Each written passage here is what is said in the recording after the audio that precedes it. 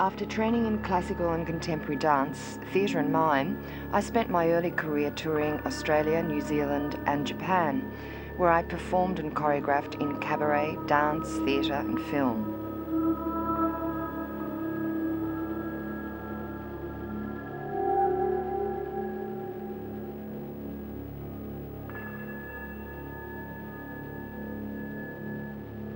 My desire to merge theatre, dance, mime and visuals led me to join the acclaimed Lindsay Kemp Company in 1982 and move to Europe. I spent the next 10 years performing internationally in all major dance theatre festivals. In 1983 I saw Kazuono's Butoh performance of La Argentina. This encounter further challenged my conceptions of what dance or theatre was or could be. I had discovered a dance which was reminiscent of Jerzy Grotowski's concept of working with the empty body or using the body as a vessel. He believed that to attain the universal, we must break all rigidity and the fixed patterns which our bodies have required over the years. Once this shell is cracked, truth will express itself in all its strength.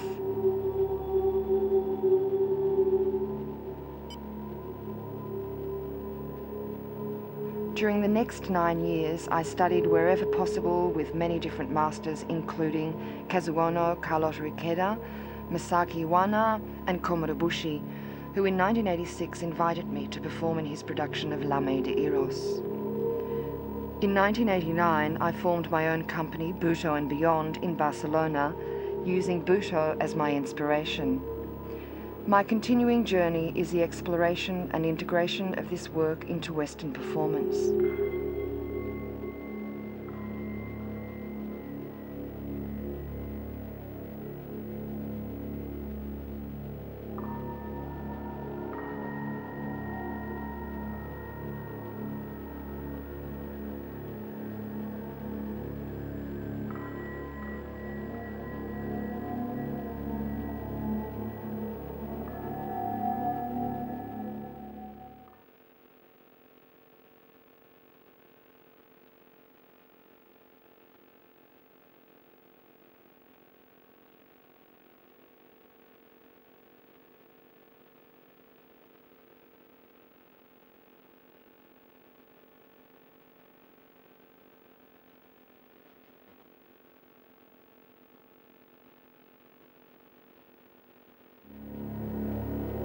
The body as a vessel, a vast space full of choices.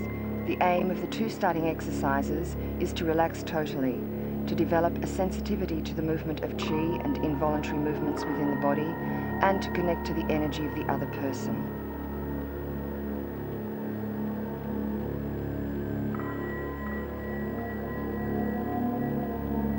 By lying with the spine straight, arms 45 degrees from the body, palms upward, feet connected, legs relaxed, we connect our energies to the other person. The eyes are closed and the breath is focused in the hara. We stay in this relaxed position and empty our body and mind.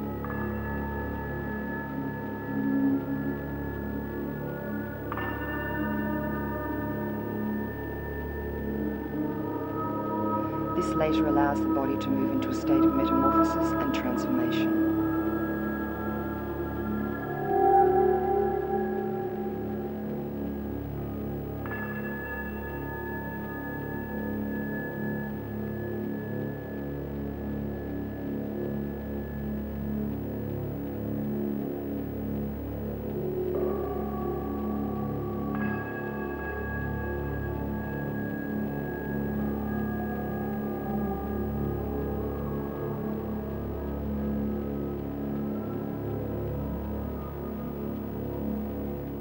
The backs are joined together with the spines connected, legs are relaxed, and once again we focus our breath in the hara and empty the mind. We wait for the involuntary movements to begin through the connection of energies, not making decisions, simply allowing the movement to happen. We release the breath and use sound.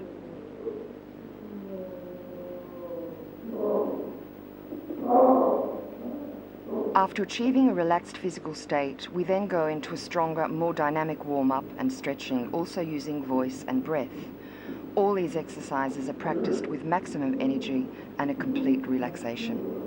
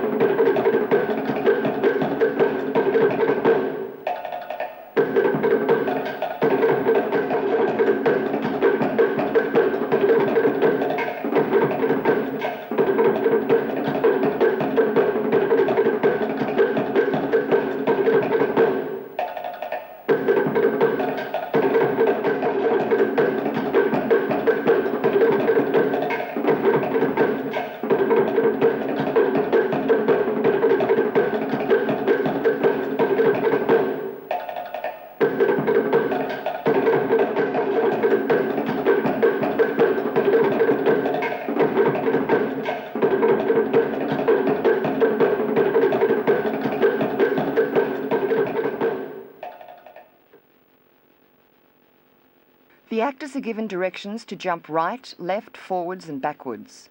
The aim is to strengthen the awareness of centre, to facilitate speed in changing directions, to move the whole body as one energy, and to develop a sense of spatial awareness.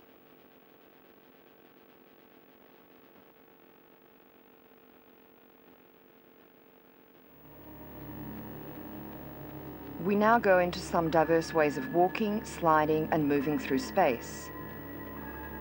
By working from stillness and slow motion in a neutral state, centered and focused, these walks help to develop the performer's physical presence.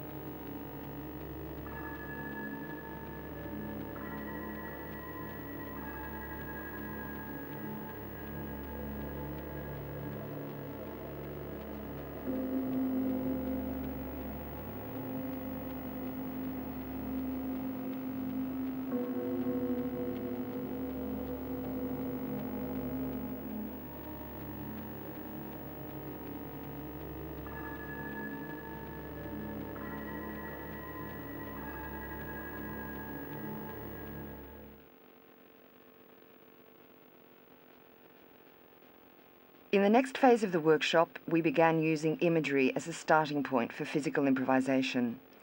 The actors were asked to choose one of 3 images, either water, egg, or foil, and to improvise from an inner space, allowing involuntary movements to happen.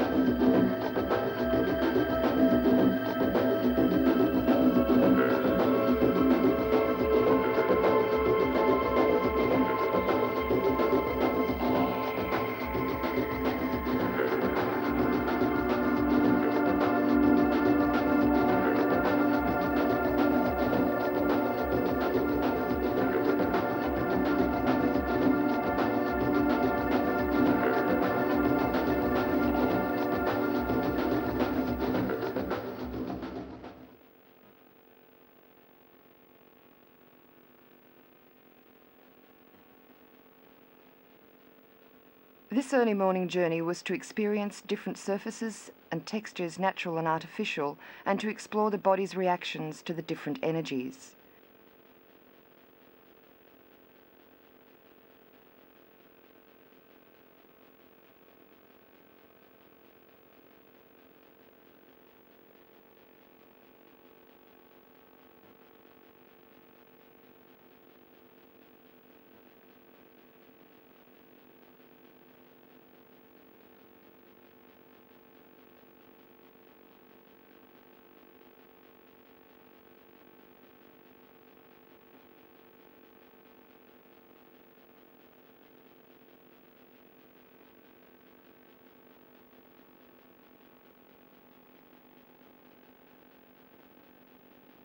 Developing the body's senses and establishing an energy connection to nature and the environment is an important part of the Butoh work.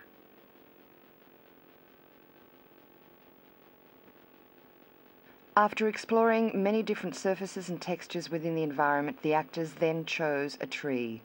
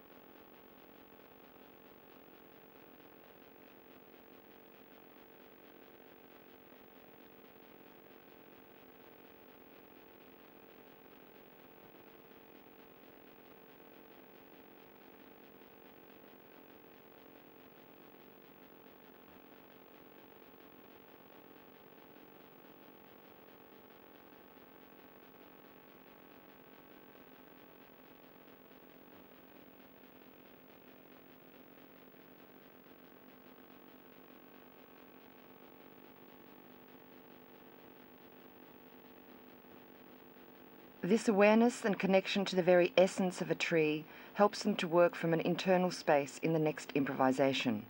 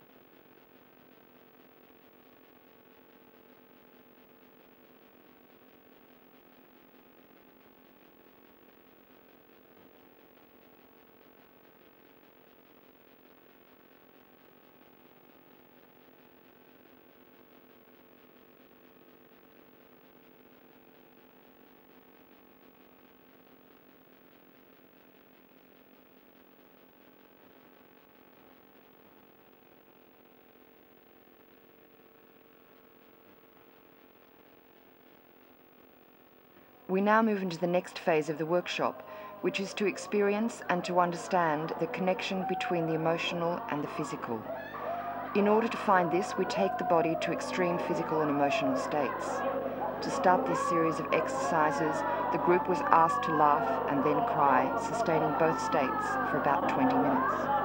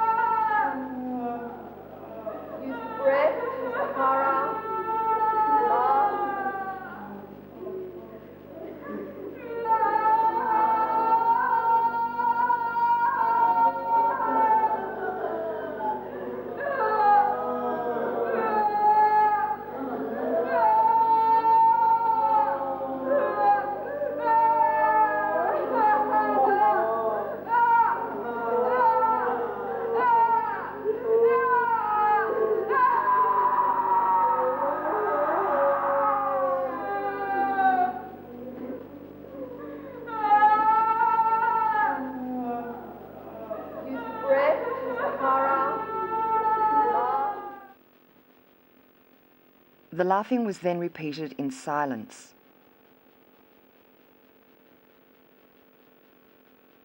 Depending on the group, the silent laugh can be sustained from 15 to 45 minutes.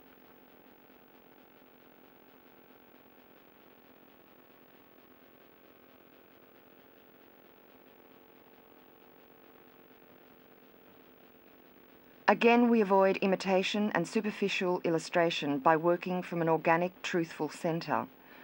Through this exercise, we reach the extremes of agony and ecstasy, enabling the body to contact the range of emotions and physicality that are in between.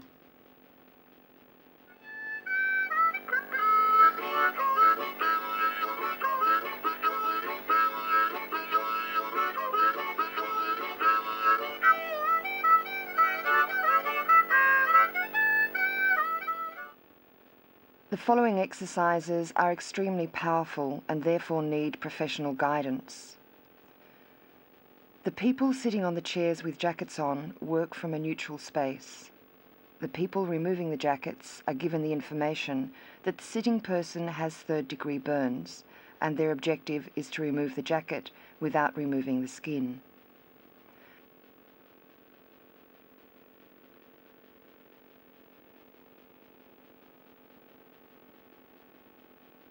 They are also asked to work from a neutral space, not getting caught up emotionally in the situation, but simply allowing the sitting person to respond to the way they are being treated.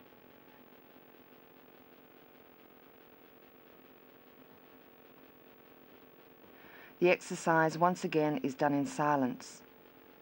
The person removing the jacket has to have total belief in the physical state of the sitting person.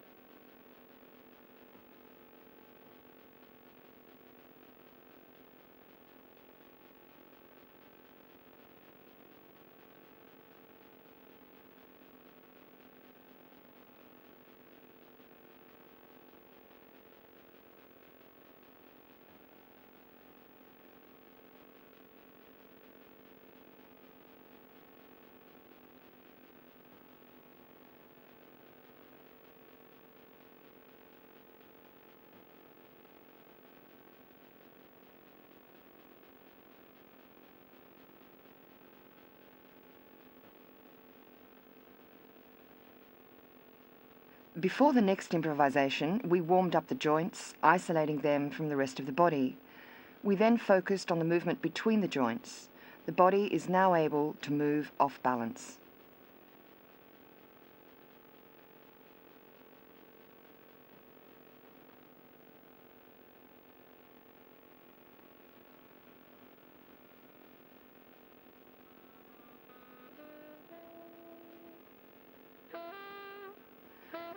We start from an internal image, which is an ant moving under the skin. The physical and emotional responses to this image develop and change. This exercise can last anything from 15 minutes to an hour, depending on the group. It is done in silence, and in order to achieve a maximum physical and emotional experience, the emotion is contained within the body and not released.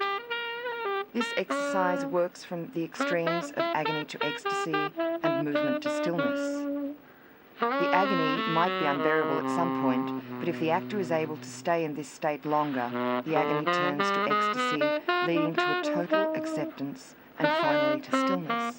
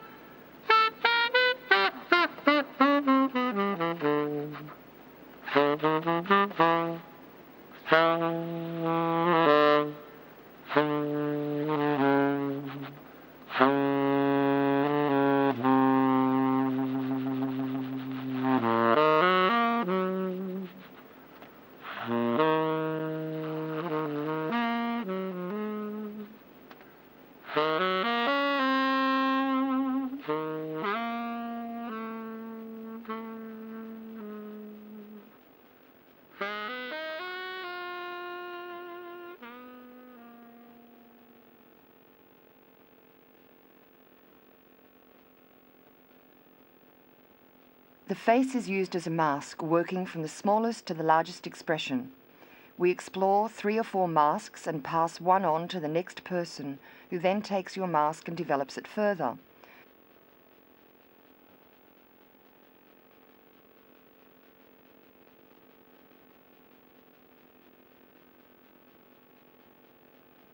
The mask is taken to extremes, using only the facial muscles with no emotional context.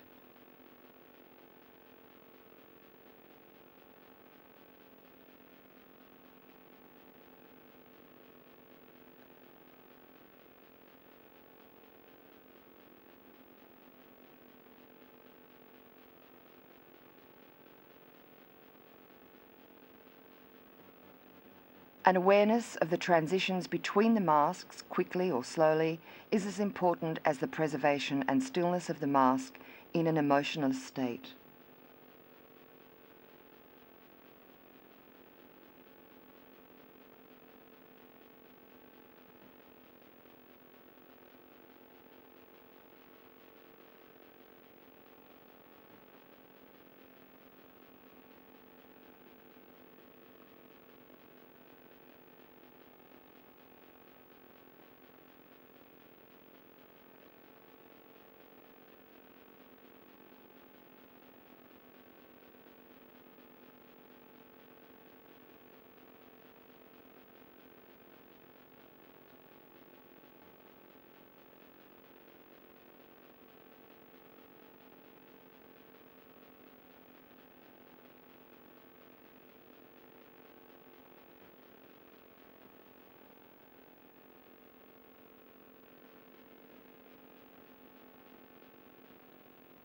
After warming up the mask, we now connect the mask to an emotional state by vocalizing an opera aria.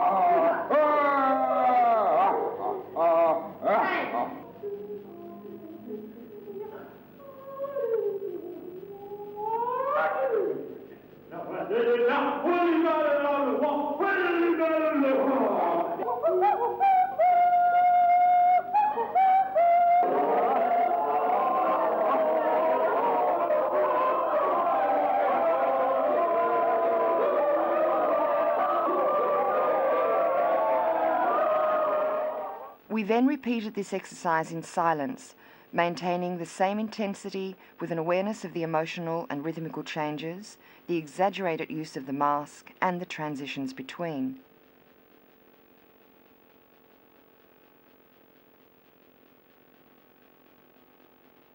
The actors are now asked to walk from a neutral state, holding the mask without losing the intensity of expression.